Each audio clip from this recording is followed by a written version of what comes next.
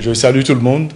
Je suis Clotaire Yobou Nampé, ex-deuxième adjoint du chef Amondi Diongo Claude, paix à son âme, pendant la mandature des Doubo à Abobo Baoulé. Depuis un certain temps sur les médias, il y a une affaire qui défraie la chronique, une affaire foncière, une affaire soulevée par Dame Traoré. Beaucoup d'informations ont été données, nous en avons vu aussi à la télévision. Je crois qu'il est temps que nous disions un petit mot sur ce qui se passe. C'est dans ce cadre-là que je veux m'adresser aux Ivoiriens. D'abord parce que ce feuilleton que j'ai vu, qui m'a tellement intéressé que je me suis retrouvé à l'intérieur même du scénario. J'ai participé pratiquement à toutes les réunions qui ont eu lieu au ministère et j'ai suivi les débats à la justice quand cela était possible pour moi. Ce qui s'est passé à Bessikwa, je rappelle que Bessikwa est le nom du lotissement qui se trouve aux alentours du village de Djurgobité. Ce qui s'est passé sur ce lotissement est une affaire toute simple. Je vais vous expliquer le pourquoi. Mais avant, je présente mes excuses à tout le monde parce que je ne suis pas allé loin à l'école. Mon école s'est arrêtée tout près ici. Donc,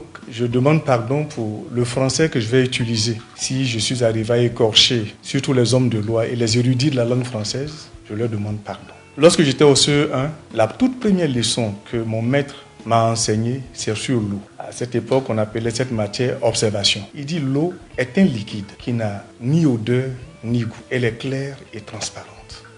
Elle prend la forme du récipient qui la contient. Et puis, en géographie, il m'a appris aussi cette leçon. Le fleuve est un cours d'eau qui peut aller d'un point ou de plusieurs points et qui se jette à la mer soit par un delta ou par une embouchure. Et en grammaire, il m'a appris cette phrase. Une phrase commence par une lettre majuscule et se termine par un point. Probablement que les gens ne comprennent pas ce que le maître m'a enseigné, puisque cet enseignement, c'est toute une vie qu'il nous a donné, nous les élèves de cette époque, pour que nous comprenions. Dans le développement de l'affaire de Bessikwa, vous allez comprendre le sens de ces 3 leçons que nous avons reçues de notre maître. Et à son âme, le maître Yobou Alexandre du village d'Anono, qui nous a enseigné cela. Alors, concernant cette eau, je vais vous expliquer la chose. Voici un village appelé Abobo Baoulé, qui a un patrimoine foncier assez grand, qui a installé ses frères Atié venus des régions d'Azopé, d'Aféry et autres. C'est qu'ils savent bien, ils ne peuvent pas nier cela, installés sur ces territoires. Pour la cause de l'élection des secrétaires généraux de PDCI, le village a donné son accord pour que Djurgobité 1 et Djurgobité 2 soient des villages. Mais ces anciens Atié qui vivaient avec nous nous ont toujours rendu cette gratitude jusqu'à ce que le lotissement a été fait avec tous les accords qu'il y a dedans. Ça a été approuvé en 2004. Il y a eu une modification en 2005. Même les accords de signature s'y trouvent. La répartition des lots s'y trouve. Dans les accords de signature, le chef du village de Djurgobité et d'Abobo Baoulé se sont mis d'accord.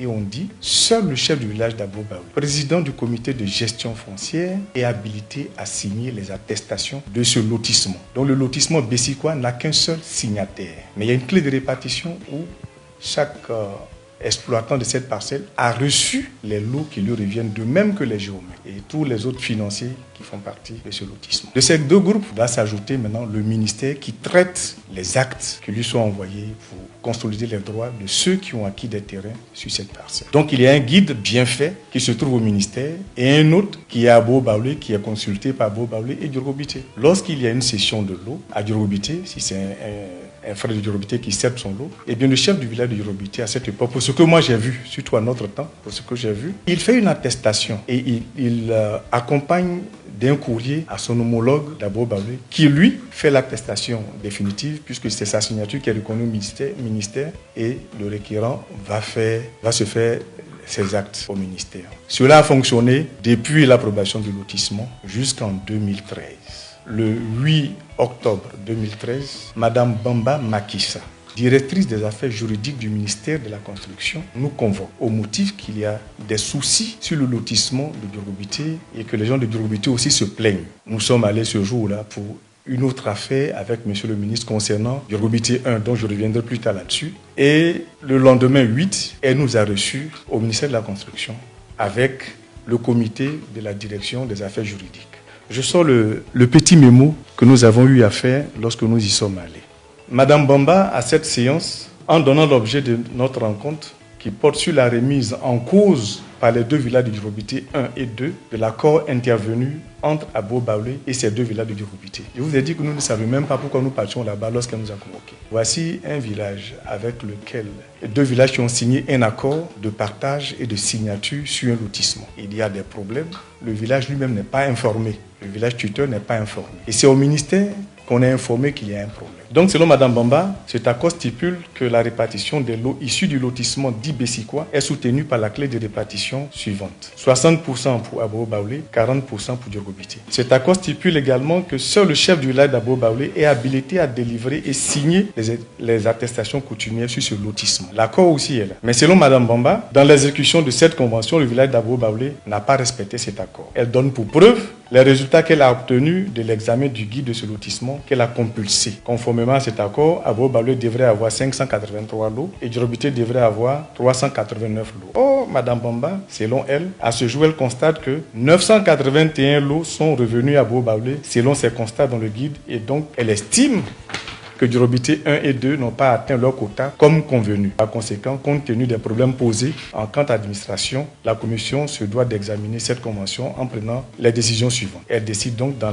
l'intérêt des deux communautés. Au nom de la commission litige du ministère de la Construction et du Logement, c'est qui suit. La séparation du guide de lotissement Bessikwa en deux guides séparés. L'identification dans un guide des lots de Diorobité, l'identification dans un autre guide, les lots d'Abobo Baoulé. D'où cette convocation à cette rencontre pour nous donner cette information parce que, allusion faite à d'autres litiges Diorobité, le cas de Mbako Derago contre les agents des impôts, le cas de Aboukoua Léo et consorts, il y a trop de problèmes sur ce lotissement. Voici le problème qu'elle nous pose. Alors la parole nous a été donnée. Nous avons dit que, madame, éclairez-nous bien sur quelle base vous affirmez qu'Abobo Baoulé s'est octroyé 981 lots contrairement à ce que dit l'accord. Elle a répondu que c'est parti du guide en sa possession qui enregistre que Abobo Baoulé a délivré autant de lettres d'attribution que coutumier. Je rappelle que la seule personne habilitée à signer les lots sur les attestations de ces lots jusqu'à cette date, c'est Abobo Baoulé. Et pour Diorobité et pour Abobo Baoulé. Alors, sur quelle base elle va pour nous dire que Abobo Baoulé a dépassé son quota? Voici la première question. Mais vous comprendrez pourquoi. Je vous ai dit que l'eau prend la forme du récipient qui la contient. Vous allez comprendre. Alors nous lui avons proposé, pour plus d'éclater dans les débats, de distinguer deux choses. Le problème des quotas convenus et le problème de l'habilitation de signature des lettres d'attribution coutumier. Sur le problème des quotas convenus, nous lui avons démontré avec des preuves que Abobo Baoulé a respecté l'accord intervenu et a même fait mieux, puisque sur les 2100 lots revenant aux 3 villages, déduction faite de la part revenant aux géomètres, opérateurs financiers, techniciens, administration et autres, sur les 5486 lots au total du lotissement Bessikwa, Diorobité 1 et 2 ont reçu 68 lots, 68% de ces lots, et Abobo Baoulé 32%. Nous lui avons donné le document qui va avec. Plus grave, ces deux villages, Diorobité 1 et 2, avaient reçu du chef Atto Alexandre, dont notre prédécesseur, dans son mandat, des lots supplémentaires lorsqu'ils lui ont fait part de leurs problèmes avec un certain Bli William Marcel, leur partenaire qui leur aurait dit qu'il peut leur permettre d'avoir des projets de développement avec les lots qu'ils ont. Encore mieux, sous notre mandat, dans le mandat de Doubo, l'ex-chef de Diorobité 2, Feu Ali Assé, a demandé et reçu pour le compte de Diorobité 1 et 2 des lots supplémentaires suite à ces doléances pour régler les frais divers et factures du village, toujours en raison des problèmes de M. Bli William qui demeure. Sur le problème de l'habilitation de signature des attestations coutumières délivrées sur ce lotissement, nous avons dit à Madame la Présidente que le chef du village d'Abobo Baoulé reste le seul habilité à les signer et continue de faire conformément à cet accord pour plusieurs raisons. D'abord en tant que propriétaire terrien. Deuxièmement en tant qu'initiateur ayant piloté ce lotissement. Troisièmement parce qu'il y a tout simplement un seul guide, un seul lotissement et non deux. Quatrièmement parce que cela nous permet d'éviter les problèmes supplémentaires, notamment la vente et l'installation anarchique et illicite sur ces lots. Quel village sera habilité à signer des attestations de tous les autres personnes non ressortissants de ces différents villages, à savoir le cas des géomètres, les techniciens, les opérateurs financiers de l'administration elle-même. Sur ce, nous avons demandé à Madame la Présidente que nous laisserons la parole également aux deux chefs de Diorobité, 1 et 2, présents pour confirmer ou infirmer nos allégations. Alors voici la réaction du village de Diorobité 1 et 2. Ni les deux chefs de Diorobité présents, ni leur délégation n'ont apporté la moindre contradiction sur ce que Abobo Baoulé vient de dire. Cependant, ils se sont contentés d'accuser M. Bli William, incriminant au passage notre ex-chef Atto Alexandre, sur quoi nous lui avons demandé sur quoi il se base pour l'impliquer dans le conflit avec M. Bli William. Ils ont répondu que non, ils ne l'accusaient pas, mais ils le citaient simplement parce qu'ils veulent dire que c'est en son temps que cela s'est passé. Nous avons donc demandé à Madame la Présidente de leur dire de présenter des excuses au chef honoraire à tout Alexandre et de retirer leurs mauvaises accusations et que cela soit noté dans le PV. Mme Bamba reprend la parole et nous dit qu'elle a compris tout cela, mais face aux nombreux litiges de Sud-Robité, si l'ancienne formule convenue ne marche pas, l'administration se doit d'appliquer une nouvelle formule prenant en compte les aspects juridiques et sociologiques de ce dossier. Par conséquent, elle réaffirme d'autorité la décision prise de séparer le guide avec signature respective par chaque village. Nous avons estimé que cette nouvelle formule ne pourra pas être appliquée par le village d'Abo Baoulé, dont nous sommes les mandataires et le garant de la sauvegarde du patrimoine foncier. En présentant les excuses du village d'Abo Baoulé à Madame la Présidente qui a estimé que le ton utilisé par le chef a été l'autorité de la commission litige. Madame la Présidente a décidé que si Abo Baoulé récuse la nouvelle décision qu'elle vient d'annoncer, alors elle met un sursis sur tout le lotissement Bessikwa jusqu'à nouvel ordre. Nous avons simplement pris acte et nous nous sommes levés. Et ça s'est passé mardi 8 octobre 2013. L'eau va commencer par changer de couleur, de goût et de parfum. Le ministère va nous écrire pour nous dire voici la décision qu'ils ont prise, la séparation des guides et autres. Vous pouvez faire dans les documents. J'en cite un peu par. Lorsque nous avons pris, nous avons dit que non, ça ne peut pas marcher compte tenu du fait que cette décision pose un sérieux problème. Déjà que les lotissements même posent problème, venir encore faire une séparation des guides avec tout ce que nous savons, ça va poser encore plus de problèmes qu'il ne faut. Comprenez maintenant, une phrase commence par une lettre majuscule et se termine par un point. Où nous avons commencé, allons comme ça jusqu'au point. Parce que quand vous allez changer les donnes, ça va créer plus de problèmes. Ce qui se passe aujourd'hui, c'est ça. Dans cette phrase qui a commencé avec la lettre majuscule, eh bien, il y a eu d'autres lettres majuscules au milieu. Si bien qu'on ne sait plus où commence la phrase, où se termine la phrase. Voici la situation actuelle des Ivoiriens qui ont acquis des lots depuis longtemps sur le lotissement Bessikwa et qui ne peuvent pas entrer en possession des seuils. Puisque cette décision contestée est allée à la chambre administrative, qui a pris une décision, une première, pour dire que puisque c'est 2 villages, que chaque village signe sur ses lots. Puis une seconde à la demande de l'interprétation que Djirobité signe sur tous les lots du lotissement Bessikwa. Mais retenez bien que dans la décision qui a été donnée par le ministère de la Construction, c'est bien marqué sur les lots qui n'ont pas été l'objet d'attribution. Puisque les autres lots sont déjà en cours de traitement, il y a des lettres, des ACD qui sortent. Et cette décision ne peut pas être rétroactive. Vous comprenez bien, le lotissement a été approuvé en 2005. Donc depuis 2005, les gens ont commencé à faire des actes. On est en 2013-2014. Et cette affaire à la justice a duré jusqu'en 2016. Donc si vous prenez 2005 à 2016, ça fait 11 ans que cette affaire dure.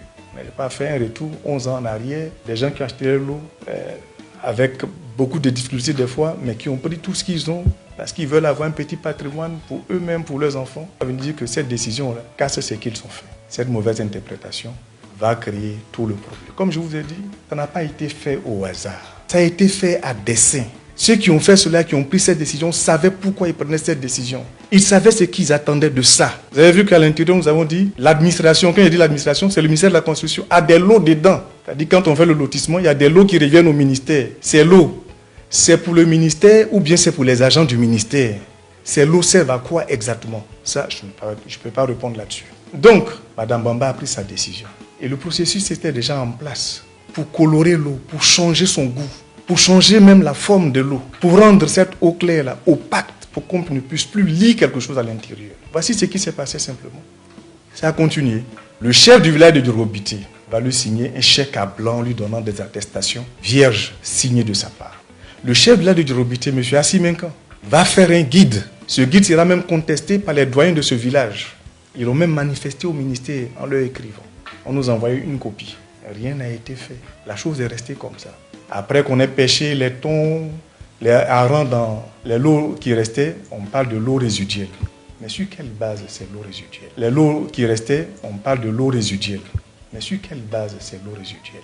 Et aujourd'hui, tout ce qui se passe, on nous cite les différents arrêts qui ont été pris. Mais la réalité sur le terrain démontre l'inverse. Je n'ai pas compris certaines choses. Je veux savoir. Lorsqu'on dit que Bessikwa est dans le territoire de Djirobité, quelles sont les limites de Djirobité? Vous parlez de Bessikwa dans les limites de Djirobité. Mais Bessikwa, c'est comme la ville-État Vatican à Rome. Ils sont sur le territoire d'Abobo Baoulé. Ils sont sur le territoire d'Abobo Baoulé. Quand on dit ils sont sur le territoire, ils sont sur le territoire. Quel est ce territoire? Ça a été défini par qui? Qu'on nous sorte ça. Alors ça nous pose un certain nombre de problèmes. Et je ne pense pas que ce soit seulement Bessikwa. Vous allez entendre sur les autres villages aussi. Vous verrez. Est-ce qu'on a les limites vraiment de ces villages? Bien, Djirobité 1, Djirobité 2 sont des campements qui étaient sur nos territoires. Donc, ils n'ont pas de territoire. Ils sont sur nos territoires. Voilà, c'est ça qu'il faut comprendre. Et qu'on dit que, puisque c'est dans leur territoire est où? Ce sont des villages, quartiers sur notre territoire. C'est la réalité des choses. Donc, je considère que la justice voulait à tout prix éviter un problème. C'est pour cela qu'ils ont pris cette décision. Mais je me rends compte que la décision pose beaucoup de problèmes parce que dans son application, il s'est passé beaucoup de choses. Le ministère n'a pas joué son rôle comme il se devait. En prenant la décision de séparer les guides, le ministère devait suivre cette affaire jusqu'au bout.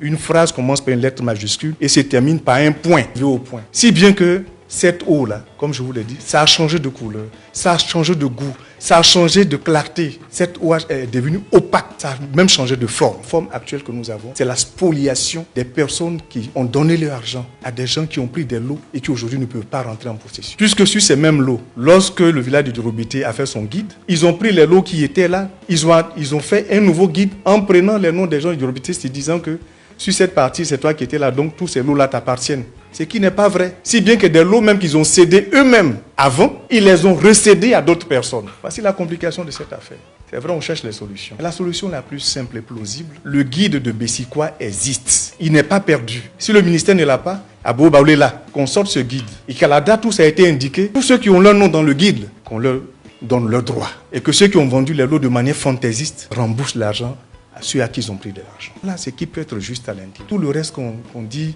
jurisprudence, ceci, cela, la réalité, la simplicité de cette affaire, à mon avis, c'est ça. Qu'on reprenne le guide à la date d'avril 2016 et qu'on regarde toutes les transactions qui ont eu lieu et que là, tous ceux qui ont leur nom dans le guide retrouvent leurs biens. Il y a même des lots qui ont été annulés par le ministre Sanogo. On ne sait pourquoi. Mais si vous fouillez bien, vous allez voir que lorsque les noms ont sauté, il y a des prête-noms de personnes du ministère qui se retrouvent là, à qui on attribue des lots. Vous cherchez, il y a une jeune fille de 18 ans qui a à elle seule un îlot tout entier. C'est possible. Chacun sait comment il trouve son argent. Mais si vous regardez de l'ancien guide, son nom n'y figurait pas. Le guide qui a servi jusque-là, son nom n'y figure pas. Voilà. Concernant Bessikwa, c'est ce que je peux vous dire. Je demande au ministre, il a des collaborateurs, c'est vrai, mais la justice, elle est de Dieu. C'est vrai, l'homme en parle, mais la justice, elle est de Dieu. Acceptera-t-il que des personnes qui ont travaillé, qui ont fait des économies, qui ont souffert perdre leur argent comme ça, au profit de personnes qui n'ont rien fait, qui simplement par de la magouille se sont retrouvées sur un terrain pour se partager des lots? Acceptera-t-il cela? C'est cette manière de faire qui fait que très souvent les gens disent que le président Alassane fait mal. Mais en réalité, ce sont ces personnes à qui il a fait confiance, qui aussi fait confiance à des collaborateurs qui gardent son nom. Ce sont ces personnes qui gardent son nom. Ce sont ces mêmes personnes qu'on retrouve dans nos mosquées et dans nos églises, qui vont s'asseoir en gros boubou, en veste et autres, semblant de prier, mais qui font du tort à des pauvres personnes qui n'ont pas de foi. Cette situation ne peut pas continuer. Il faut qu'on arrête un jour. Le travail de 1000 générations construira ma Côte d'Ivoire. Elle apparaîtra devant les nations dans tout l'état de sa gloire. Elle est son unique destinée. C'est ce qu'on a appris à l'école primaire. Puisque braves et fiers, nos aïeux sont morts pour la défendre. Et nous, Ivoiriens d'aujourd'hui, nous devons vivre pour défendre ce droit-là. Nous devons vivre pour que la Côte d'Ivoire atteigne cet objectif. Avec qui que ce soit qui est notre chef d'État. Concernant Djorobité, Bessikwa, le lotissement Bessikwa, c'est ce que je voulais dire à tous nos confrères. Ne pas se décourager. Il faut aller jusqu'au bout de cette affaire pour que la vérité apparaisse. Il faut qu'au moins une fois, la vérité ait raison sur le mensonge. Je vous remercie.